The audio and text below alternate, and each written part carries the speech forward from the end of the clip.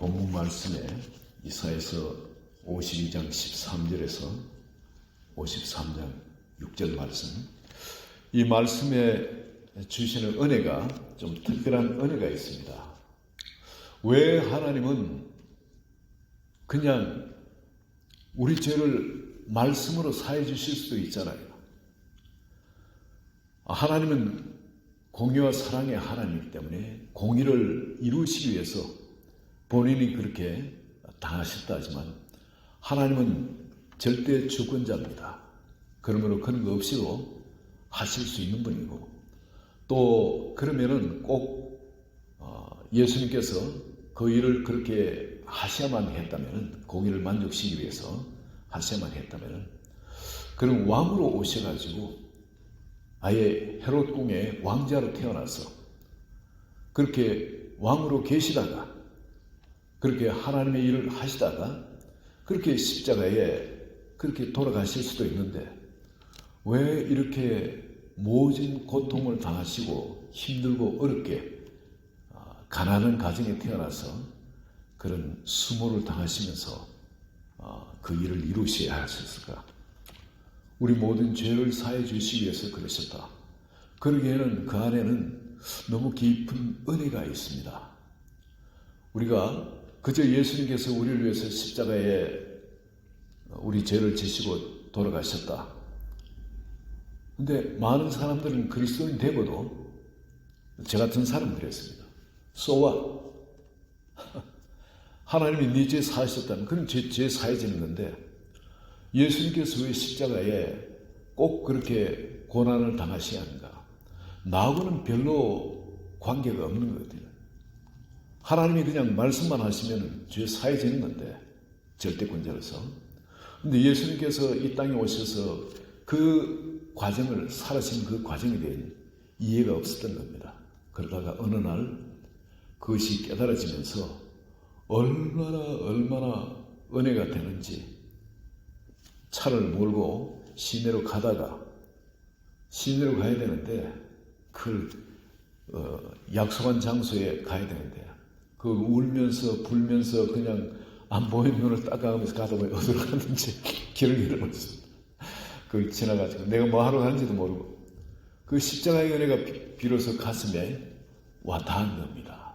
그러면서 저한테 이렇게 깊이 깨달아진 것은, 주님이 그 십자가를 통해서 저에게 가르쳐 준 것은 나의 가치가 어떤 존재냐는 것, 나의 가치에 대해서 다시 보게 하신 겁니다. 주님은 이 성경 말씀들을 통해 가지고 계속 이 십자가에 대해서 말씀을 해놓으셨죠. 하나님이 이 땅에 오셔가지고 우리 죄를 위해서 죽으실 그 일에 대해서 계속 말씀해 놓으셨습니다. 아브라함 예수님 오시기 한 2000년 전에 아브라함을 통해서도, 아브라함은 나이 때 볼 것을 보고 기뻐했노라 합니다. 아브라함이 하나밖에 없는 이삭을 하나님이 드리라, 제물로 드리라 할 때 그 이삭을 제물로 올려드렸습니다. 그런데 하나님께서는 그 사랑에 보답함으로 말미암아 대적의 문을 얻게끔 해주셨습니다. 예수님께서 이 세상에 어떻게 오셔가지고 어떻게 돌아가실 것인지, 그리고 어떻게 마귀의 권세를 깨뜨려버리고 이제 이 땅에 축복이 임하는 건지 그것을 보게 해주신 겁니다. 나주 다윗 때도 한 1000대 정도 지나서, 한 다윗 때도 역시 마찬가지입니다. 시편 22편을 보면은 예수님께서 이 땅에 오셔서 어떤 고난을 당하시는가? 그 옷을 그냥 빨가 벗기우시고 십자가에 달리셔서 사족 다 찔리시고, 그리고 병사들이 옷을 나누고 하는 그런 일들, 이방인들의 그렇게 죽음을 당하실 그런 일들에 대해서 시편 22편에 기록되어 있습니다. 다윗은 한 번도 그렇게 빨가벗김을 당하고 십자가에 매달려 사지를 찔리신 적이 없습니다. 그렇지만 다윗에게 하나님은 계시를 열어주셔가지고 내 주께서 내 주께 이르시되 너는 네 원수들을 네 발등상 되게 할 때까지 네 우편에 앉으라. 그 다윗이 보게 된 겁니다. 이미 그 계시가 열렸던 겁니다. 그런 것이 이사야 선지자라든지 수많은 선지자 통해서도 계속 그 계시가 십자가의 계시가 계속 열리고 있습니다. 이사야 선지자를 통해서는 분명히 한 왕이 이 세상에 어린애로 태어나는데 그는 영존하신 하나님이고 우리 아버지라. 김혜자의 모사로 우리는 도무지 설명할 수 없는 신비 그 가운데 하나님이 이 세상에 오신다는 겁니다. 그러면서 오늘 본문에처럼 이사야 선지자는 그가 상함은 그가 찔림은 우리의 허물 때문이고 그가 상함은 우리의 죄악 때문이라. 그가 징계를 받음으로 우리가 평화를 누리고 그가 채찍에 맞음으로 우린 나음을 받았다. 그 일을 예수님께서 이 세상에 오셔서 다 이루신 겁니다. 저한테는 그 예수님께서 이 세상에 오셔서 그런 일을 당하실 때 비로소 그 사랑이 저에게 그 십자가의 피가 저한테 전달이 되어지고 제 마음에 완악한 저의 마음, 죄악으로 강팍해진 저의 마음을 제가 깨닫게 되어졌습니다. 주님이 그 십자가의 사랑, 그 사랑을 통해 가지고 제 마음을 녹하지 않았다면 제가 어떻게 이성적으로는 그걸 이해를 하는 겁니다. 아, 그러셨다고? 그러셨겠지. 이건 역사적 사실이니까. 아무도 부인할 수 없는 역사적 사실이니까. 틀림없이 그러셨을 거야. 그렇지만은 내가 지식적으로 이해한다고 해서 내 삶이 바뀌느냐? 그건 아닙니다. 당분간은 바뀔 수도 있을 거예요. 그 지식적인 건 힘이 있으니까. 그러나 내 깊이 근본 내 전체를 바꿀 수는 없는 겁니다. 우리가 무언가 일을 할 때 사람이 바뀔 때는 그 가치를 따라서 움직이게 되어 있습니다. 그 가치가. 반드시 이렇게 해야 된다는 알면서도 내한테 손해나는 것이면 사람들 안 합니다. 왜? 가치가 지금 여기에 들어있거든요. 저렇게 해야 되는 거 알지만 저렇게 하면 내한테 손해가 돼요. 그러면은 안 하게 되는 게 그게 사람입니다. 하나님께서 우리에게 주신 것이 뭐냐면 영원한 가치. 내가 정말 죽어도 좋은 그 영원한 가치. 그에 대해서 십자가를 통해서 우리에게 확실하게 심어주기를 원하셨던 겁니다. 우리에게 주신 것이 영원한 생명. 정말 곤백번 죽어도 얻어야 할 그 영원한 생명과 그리고 우리가 영원히 살아야 할 하나님 나라. 그에 대한 가치를 우리한테 확실하게 심어주시기 위해서는 주는 이런 과정을 통해서 우리를 찾아오시지 않으면 안 되었다. 구약을 보면은 수많은 양들이 죽습니다. 명절 때만 되면 한도 없는 양들이 죽습니다. 예루살렘은 온통 피바다가 되어집니다. 아마 기드론 계곡가에는 피가 흘러가는 것이 각 가정에서 흘러나온 그 피가 아마 그 흘러 들어가서 그건 붉은 냇물이 되었을 겁니다. 명절 때마다 그 피비린내 나는 그게 뭘 상징하겠습니까? 그들을 번제로 올려드리고 그리고 너희는 죄사함을 받았다. 그런 이야기하는 것이 성전에 그 양들 잡는 것과 그리고 그 지성소의 모든 과정들 그걸 예수님께서 십자가에서 마지막 돌아가실 때 성경에 네 복음서 중에서 세 복음서에 그렇게 테텔레스타이 다 이루었다. 큰 소리로 외치고 돌아가신다. 다 이루었다는 겁니다. 이제 성경의 이 모든 것 정말 하나님을 간절히 찾길 원하는 사람 내가 정말 이 세상의 삶에 대해서 허물을 느끼고 진정한 가치를 찾고자 하는 사람들은 다 찾을 수 있도록 다 일어나는 겁니다. 눈을 열고 정말 찾고자 하는 찾을 수 있는 사람. 저 역시도 성경을 전혀 몰랐어요. 교회를 다니면서 성경 공부를 목사님은 했지만도 전혀 저한테는 이해가 되지 않았습니다. 그러나 정말 주님 정말 진리를 알고 싶습니다. 진리를 알면 주님 목숨을 다해 그 길을 가겠습니다. 내 생명을 기꺼이 드리겠습니다. 그 어떤 것이라도 대가로 지불하겠습니다. 그렇게 기도하고 주님을 찾았을 때 하나님께서 만나주시고 그 진리를 알게 하시고 그 길이 보이게 하시는 겁니다. 영생을 얻게 하시는 겁니다. 하나님은 오늘도 이 십자가의 이 사건 이 사건을 통해서 우리에게 제시하는 것은 영생입니다. 그리고 우리가 평소 경험하지 못하는 그 영원한 삶, 영원한 영생의 삶입니다. 주님이 십자가를 통해서 우리에게 보여주시는 지금까지 우리가 살던 이 혼적인 삶, 우리의 과거 생명을 갖고 살면은 반드시 실패할 수밖에 없고 살아도 목마른 삶이 될 수밖에 없지만, 그리고 영원히 후회하는 삶이 될 수밖에 없지만, 내가 바로 하늘에서 내려오는 새 생명, 산떡이니까 이 떡을 먹는 자마다, 내 피를 마시는 자마다 영원히 살리라 하신 대로 주님의 말씀을 주님의 생명으로 내가 받아들이는 사람들, 그리고 그 생명이 나를 통해 살도록 나 자신을 열어드리는 사람, 그런 사람한테는 새 생명이 임한다는 겁니다.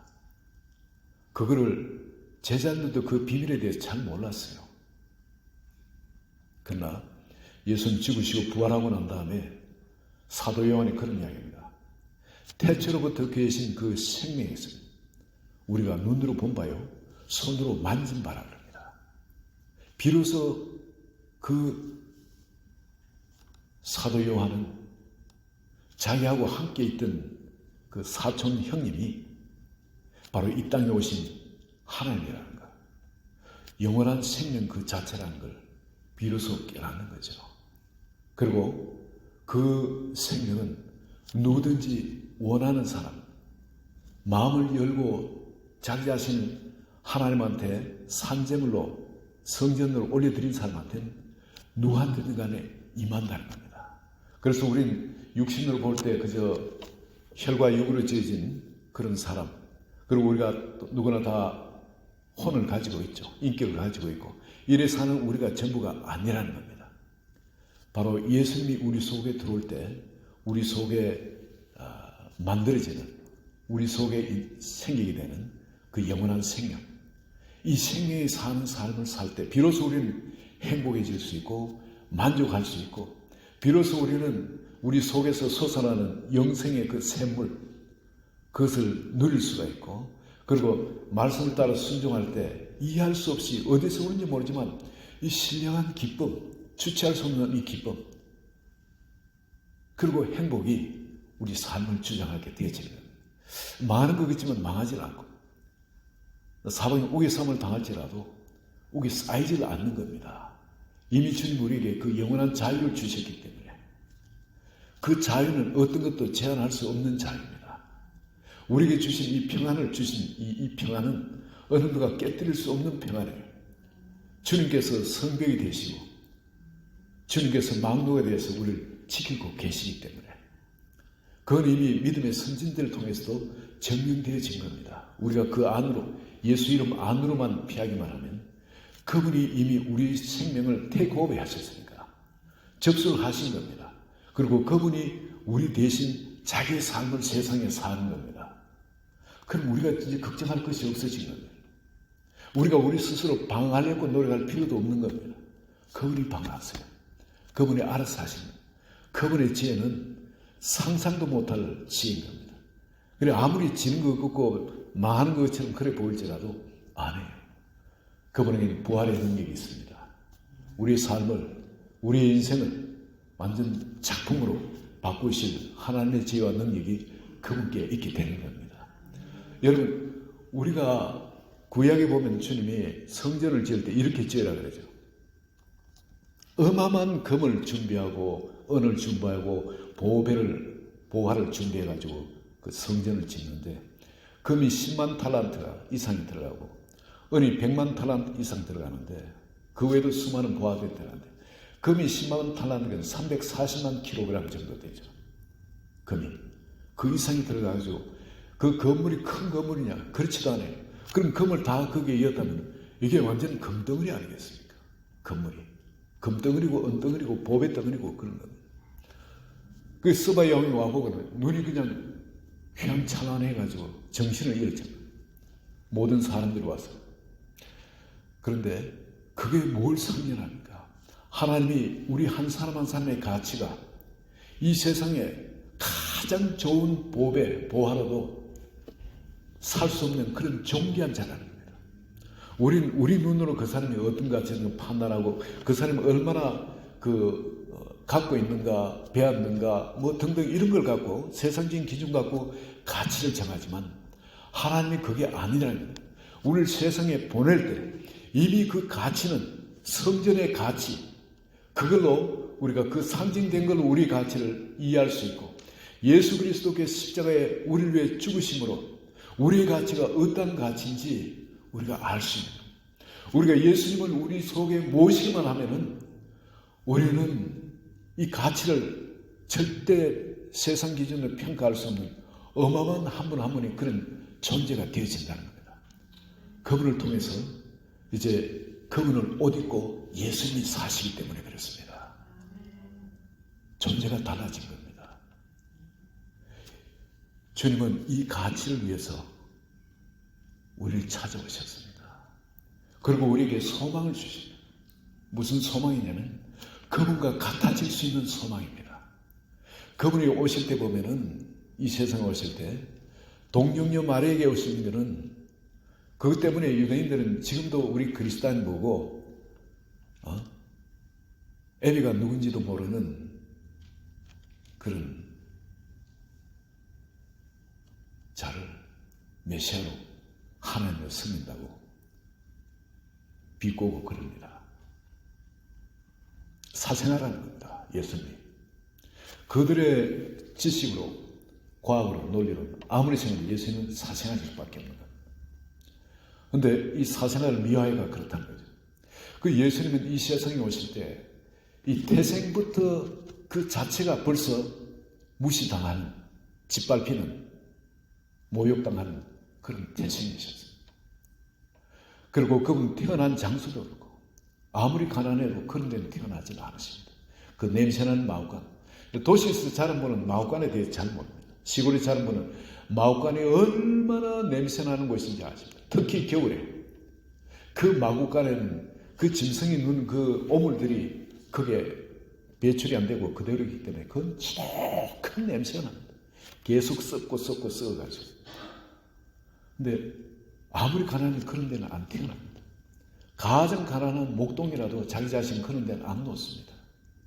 그런데 그런 데서 태어나셔가지고 자라면서 무슨 배우는 게 있습니까? 집안이 괜찮은 것이 있습니까? 밑에 동생들도 줄줄이 달려가지고 일찍 소년 가정이 되셨는지도 모릅니다. 참 힘들게. 이제 그러셔가지고 하나님이 그러나 30살에 하나님이 기름 부으시고 쓰기 시작하니까 순식간에 3년 반 만에 그분은 모든 사람들이 우르르가지고 왕을 삼으려고 합니다. 하나님은 우리의 얼마나 많이 배웠느냐, 우리가 얼마나 많이 가졌느냐, 얼마나 사람들의 영향력을 행사하고 있느냐, 인정해 주냐, 우리 친척에도 이게 상관이 없다는 겁니다. 하나님이 우리를 쓰시고자 할 때, 그분 방법으로 하실 때는 순식간에 하나님 모든 걸 바꿔놓으실 수 있는 겁니다. 요셉의 인생을 보세요. 감옥 속에 있었는데 그걸 그냥 애굽의 재상으로 올리신 분이 하나님이십니다. 모세를 보세요. 광야에서는 누구보다도 작은 자가 되어 있습니다. 아는 것도 없고 다 잊어버려요. 40년 동안. 말도 다 잊어버려요. 그렇지만 하나님 쓰시니까 그 세계 최고 그때 강대국 애국을 그냥 아무것도 아닌 것처럼 그냥 짓밟아버리고 자기 백성을 인도해 내도록 하나님이 함께 역사하십니다. 하나님이 함께 하시면 우리 한 사람일지라도 우리를 통해서 하나님이 어떤 일을 하실 수 있는지 그걸 보여주시기. 예수님이 비록 배운 것이 없고 예수님이 집안이 그렇고 남들이 볼 때 그렇다 할지라도 심지어 그 적들이 어떤 적이냐면 예수님이 태어나자마자 벌써 헤롯 왕이 그 당시 최고의 권력자인 헤롯 왕이 그 마을을 완전히 애들 다 죽여버리죠. 그 살해하려고 그렇게 해도 못하는 겁니다. 왜? 예수의 생명 때문에. 우리의 그 예수 생명이 이게 뭐냐면은 세상에 어떤 것이 우리에게 해를 가해도 해를 가할 수가 없다는 겁니다. 여러분, 어떤 분은 난 몸이 약하기 때문에, 또 어떤 분은 나는 과거의 상처가 너무 커가지고 그것 때문에 끊임없이 고난을 받고 고통을 받는다 하지만 예수님은 우리 안에 그 부활 생명으로, 전난 생명으로 역사하실 때 그걸 이미 다 이루셨다는 겁니다. 다 치유하셨대요. 그가 징계를 받으셨습니다. 이미 우리를 위해서. 그가 징계를 받으면 우리는 평화를 누려야 돼요. 그가 채찍에 맞으면 우리는 나음을 얻었다는 겁니다. 제가 이 말을 예수 믿고 난 뒤에 시험을 해왔습니다. 근데 이 말씀은 진짜 제가 깨달은 뭐냐면 하나님은 거룩한 분 아닙니까? 하나님은 그런 거짓말을 하실 수 없는 분입니다. 하나님은 다른 사람과 달리 적어도 자기 말씀에 대해서는 책임지는 분입니다. 그래서 제가 집에 자녀들이 아프고 할 때마다 혹은 제 자신이 아프거나 또 다른 분한테는 제가 강요를 못했습니다. 아플 때는 우리 기도하고 우리 정말 그게 걸어버렸습니다. 한 번도 하나님이 실망케 해주지 않으셨어요. 심지어 목회를 하면서 좀 팔을 양쪽으로 또 나무에서 떨어져가지고 제가 원숭이들입니다. 그래서 나무 타는 걸 좋아해가 올라가서 좀 뭐 이래 하다 보니까 잘못해서 사다리에서 떨어져가지고 떨어졌는데 얼굴도 피가 이제 흥건하고 보니까 팔이 뚝 부러져가지고 미연자로 이렇게 부러져가 있는 거예요. 제껴져요. 양쪽 발이. 집에 들어오면 이제 집사람이 기절할 것 같고 그래서 가만히 사무실에 들어와가지고 팔을 이제 싱크대에 얹어놓고 다른 옆 팔꿈치로 꼭 눌러가 일자로 펴놓고 이쪽 발도 일자로 그냥 펴놓고 그리고 집사람한테 불러가지고 지금 이렇다 이제 그 이야기를 했습니다. 그런데 마음에 병원에 가니까 수술을 해야 된다. 안 하면 병신되는 평생 양성을 못 쓴다. 그 전문가한테 엑스레이 보이도 역시 그런 얘기예요. 우리 그 박형동 선교사님 같이 의사로 같이 있었죠. 그 필름 좀 주십시오. 필름 되니까 이건 해야 됩니다. 자기 친구가 정형외과 아주 한국에서 유명한 사람인데 이거 수술하면 큰일 납니다. 수술해야 됩니다. 그런데 제 마음에 그런 말이 들려요. 하나님이 살아계신데 하나님 우리 치유를 않습니까?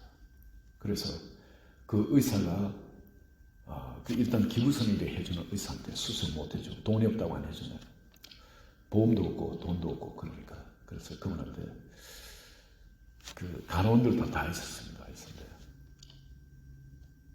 당신이 해주면은 그것도 하나님 그렇게 치유하시겠지만 당신이 해주지 않더라도 나의 하나님이 치유해 주실 줄 믿는다. 그렇게 이야기했거든요. 그래서 그분이 선택하도록 치유해 줄 건지 말 건지. 근데 그분 치유 안 하고 내보내죠. 왔어요. 그런 한 보름 있다 다시 갔습니다.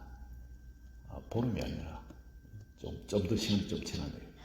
그래서 이거 기부세는 이거를 내가 직접 칼로 다 뜯고 왜냐면 그 병원에 가서 뜯은 것도 돈이니까 직접 칼로 찢어 다 뜯고 가가지고 그래 엑스레이 좀 찍어보잖아요. 찍어보는데 사람들이 그 병원에 간호원들이 다 모인 겁니다. 왜냐면 제가 이야기하는 게 있겠네. 정말 하나님 살아계신지 알고자. 근데 엑스레이 찍은 필름 보더니 다들 놀란 거예요. 뼈가 붙어가 지금 이렇게 잘 쓰고 있습니다. 이거. 그러니까 도끼질도 하고 그래요. 지금. 하나님의 초자연적인 개입, 역사 아니면 이런 일이 있을 수가 없는 거 아니겠습니까? 주님은 분명히 그 십자가의 그 모진 고통을 당하시면서 우리에게 말씀하신 것이 뭐냐면 그가 채찍에 맞음으로 너희가 나음을 입었도다. 이미 선포해 놓으신 겁니다. 이건 절대 변함이 없는 진리입니다. 테텔레스타에 다 이루었다. 이미 십자가에서 우리의 치유를 위해서 그 일을 다 일어 놓으신 겁니다. 우리가 붙들 것은 하나님 이 약속이에요. 하나님 이 약속을 붙들고 내 눈에 절대 지금 안 보인다 할지라도 일하신 것으로 믿고 움직여 나가면은 어느 날 그게 현실로 나타납니다.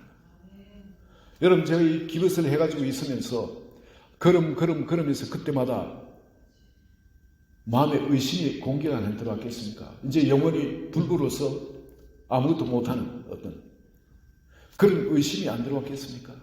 끊임없이 의심은 공격에 들어옵니다. 그러나 제가 믿은 건 하나님은 내들고 거짓말 안 하신다. 내들고 장난치시는 분이 아니다.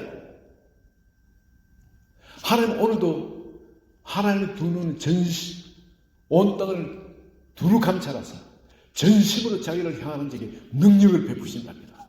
치유의 능력을, 구원의 능력을 베푸시는 하나님이십니다. 여러분, 주님 이걸 다 일어놓으시고 예수님께서 바로 30년간 정말로 우리가 똑같은 그런 몸으로 남들 볼 때 별다른 소망이 없어요, 그분한테. 그런데 주의 성령께서 임하시고 공생의 사역을 시작하자마자 하나님이 직접 그분을 통해 일하시니까 3년 반 만에 그분이 메시아가 되십니다. 모든 사람이 인정하는 메시아가 되죠. 하나님은 그렇게 우리를 바닥에서 올리시는 것은 하나님이 하세요. 하나님이 우리를 통해서 살도록 우리가 우리 자신을 올려드리고 열기만 하면 그 걸음 주님이 인도하시고 역사를 하신다는 겁니다. 우리가 지금 갖고 있는 이 생명, 이 기회, 이 특권은 정말 그냥 사장식인 너무나 엄청난 것인 겁니다. 너무나 어마어마한 기회예요. 너무나 어마어마한 특권인 겁니다. 그리고 여러분, 주님께서 우리에게 주신 게 바로 우리의 가치고 우리가 붙들어야 할 이 소망에 대해서 왜 세상 살만한 것인지, 그리고 또 하나는 그분이 우리에게 보여주신 영광입니다. 돌아가셨는데 돌아가신 게 아니에요. 부활 생명을 가지고 그분 뜻대로, 하나님의 뜻대로만 사니까 나의 뜻이 아니고 하나님 뜻이 이루어지기를, 겟세마네 동산에서도 하나님 뜻대로 이루어지기를 원하고 그렇게 순종해서 겟세마네 그 기도를 하시고 그 십자가를 지셨을 때 그 부활의 영광이 그분에게 나타나는 거예요. 그걸 여러분 보셔야 됩니다. 우리가 이 세상 살면서 그리스도인을 살 때는 십자가의 삶이 우리 앞에 있습니다. 남들한테 무시당할 수 있고 예수 믿는 것 때문에, 그 길을 가기 때문에 모욕을 당할 수도 있습니다. 어림을 당할 수도 있고 손해볼 수도 있습니다. 외로울 수도 있습니다. 남들이 이해하지 못하기 때문에. 그렇지만 여러분, 그 길을 걸을 때는 그게 부활의 영광이 있습니다. 누가 우리를 통해서 나타나기 때문에? 예수님이 우리를 통해서 나타나기 때문에 그렇습니다. 주님이 보여주신 것, 그리고 또한 이스라엘 백성들도 보여주신 것, 이 세상에 40년간 광야의 삶을 산다는 이 세상 삶은 준비하는 기간, 훈련하는 기간, 약속의 땅에 들어가도 훈련하는 그런 기간이었습니다. 예수님께서 이 공생에 사시면서 마지막에 그냥 그렇게 땀이 핏방울이 되도록 그렇게 기도하시면서 나의 뜻이 아니고 하나님 뜻이 이루어지도록, 결국은 나의 자유의지를 하나님께 귀속시킨 것, 그게 하나님과 온전히 하나 된 거죠. 나에게 주신 자유가 있습니다. 이 자유의지, 내 마음대로 하나님을 거역할 수도 있고 그렇죠. 그러나 이 광야 생활을 통해서 하나님이 원하신 건 뭐냐면 언제라도 항상 이 자유의지를 하나님께 온전히 맡겨가지고 주님이 우리를 통해서 막 그분의 계획을, 그분의 삶을 살 수 있도록 드리는 것, 그게 훈련이었습니다. 그게 완성되어질 때 주님은 부활의 영광으로 우리를 또 맞이하신 것, 예수님을 통해서 우리가 봅니다. 우리에게는 바로 이 부활의 영광, 이 십자가의 삶을 사는 이유가 바로 그 부활의 영광이 있기 때문입니다. 어떤 대가를 지불을 하더라도 이거는 우리가 취해야 될 그런 가치가 있는 겁니다. 참 제가 그분 이야기를 들으면서 참 은혜를 받았는데, 한 소년이 두메 산골에서 살고 태어났습니다. 공부를 하고 했지만은 그 시골에서 그냥 산을 넘고 물 건너가지고 학교 다니고 하면서 모든 게 다 어렵죠. 어려운데 하루는 담임 선생한테 이 주판으로 막 그냥 성적 항의한다고, 난 성적이 이렇게 좋아야 되는데 성적이 왜 이렇게 나쁘게 나왔습니까? 이렇게 항의한다고, 이놈의 자식, 그러면서 그냥 이 주판을 갖고 막 해가지고 온통 얼굴이 막 피투성이. 요즘 그러면 당연 그 선생님 잘리죠. 그 옛날에는 선생님 폭력이 대단했습니다. 안 맞으면 그냥 저 역시도 이제 맞아가 공주 붕 떠가 날아간 적도 있는데 그만큼 선생님 폭력이 쇠몽둥이 맞아 쇠몽둥이를 갖고 엉덩이를 얼마나 맞았든지 그런 적도 있습니다. 국민할 시간에 사실 제가 좀 그 맞을 짓을 많이 했어요. 그래서 선생님한테 맞았지만 그 선생님 나쁜 게 아니고 제가 그만큼 맞을 짓을 했기 때문에 그렇습니다. 다른 사람은 그렇게 맞았는데 다른 학생들은. 근데 그분은 좀 억울한 것 같아요. 선생님한테 그래 맞고 막 피투성이 돼가지고 집에 와서 선생님 아버지한테 이야기를 하니까 아버지가 보고 너무 막 기절하죠. 그러고 보니까 얼굴에서 뭐가 나는 주판알이 박혀있다가 주판알도 나오고 이건 뭐 무지막지하게 쭉 피는 거죠. 정말. 그래서 그 아버지가 이분도 교육자였어요. 너무 화가 나가 따지고 간다고 그 산 넘고 물 건너 이분이 그냥 나중에 병이 걸려 다리를 하나 또 잘라내고 목발로 이렇게 가시는데 가가지고 항해로 갔다가 또 목도 마르고 그래서 점포에 가서 술 한잔 하고 간다고 술을 한잔 하셨는데 거기서 돌아가신 거예요. 심장마비로 너무 화가 나가지고 그 선생님 때문에 따지면 온 가족이 그냥 완전 풍지박산이 난 거예요. 이 아이의 인생도 그렇고. 그런데 나중에 인생을 방황하다가 스님까지 됩니다. 진리를 찾아서. 한 2년간 스님하다가 나중 나와서 다시 공부를 해서 이제 고등학교 선생을 하는데 그 고등학교가 좀 유명한 고등학교였습니다. 농띠들이 어디 갈 데 없는 농띠 잘리고 하는 그런 고등학생들이 가는 그런 학교인데 거기서 이 아이들 보면서 그냥 그 아이들하고 완전 동고동락하다시피 그래 합니다. 그 아이들 사랑해가지고 그랬더니 그 아이들이 변하더라고요. 한 7명이 찾아와서 집을 안 가고 선생님 그 좁은 방에 그냥 같이 여기 살겠다. 먹고 자고 하는데 한 6개월 정도 하니까 이 아이들이 전교서 1등에서 7등까지 8명이 왔는데 1등에서 7등까지 성적이 바뀌더라고요. 그리고 이 아이들이 대학교 가겠다고 공부를 하기 시작. 새벽에 주유소에 가서 알바해가 돈을 벌면서 자격증 따려고 그러고 성적으로 그렇게 좋은 학교 가기는 힘드니까 너무 늦게 고등학교 2학년 때 시작했으니까 그리고 기사 자격증 같은 이런 걸 따가지고 그 어드밴티지를 가지고 이제 입학을 하겠다. 애들이 사고뭉치 그 집에서도 버린 아이들이 바뀌더라. 왜냐하면 이 선생님이 이 아이들한테 너희들이 얼마나 내가 사랑하는지 너희가 그걸 알기를 원한다고 그 아이들 그렇게 형처럼 또 아버지처럼 또 친구처럼 그 사고뭉치 아이들을 그 받아주고 그리고 이해해주고 안아주고 동거동락을 하니까 이 사랑에 이 아이들이 녹아지면서 비로소 자기의 가치를 아는 겁니다. 이렇게 존경받는 선생님이 자기를 이렇게 사랑해 준다. 자기 가정에 이런 어려움을 겪어가면서도 나를 사랑해 준다는 게 전달이 되어진 겁니다.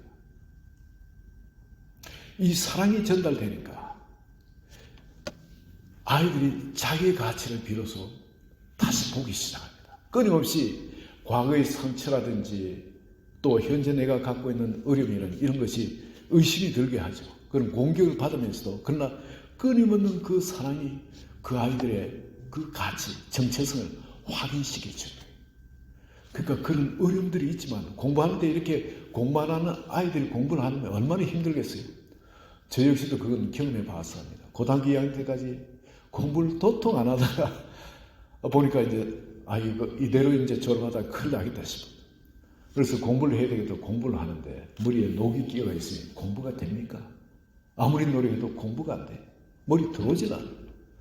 그 아이들도 아마 그 같은 것을 경험했을 거예요. 저도 한 녹을 뺏겨내는데 한 6개월은 걸렸던 것 같아요.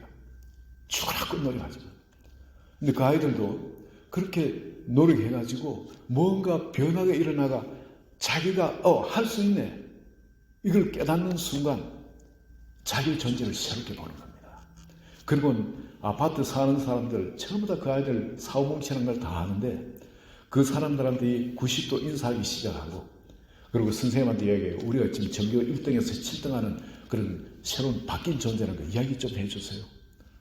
그렇게 하고 이 아이들이 바뀌는데, 결국은 이 아이들이 사회에 나가서 완전히 새 사람들이 되어지기 시작하고, 이제 자기 같은 사고뭉치들을 이제 또 이 선생님한테 우리는 바뀌었으니까 또 새로운 사람이 자리잡기 시작, 또 다른 사고뭉치가 있어요. 이야기 들으니까 한 무리가 뭐 광주 시내 그 백차 세대를 훔쳐가지고, 오토바이 말이죠. 형사들 오토바이 세대를 용수철 이런 거 뭐 붙여, 그걸 오토바이를 훔쳐 타고 애들이 같이 타고 그냥 광주 시내를 휘젓고 돌아다니고, 그런 애들을 붙들어가지고 다시 방에 엮고 자기들은 나오고, 그럼 또 이 아이들이 또 그렇게 한 6개월 있으면 또 변화되죠.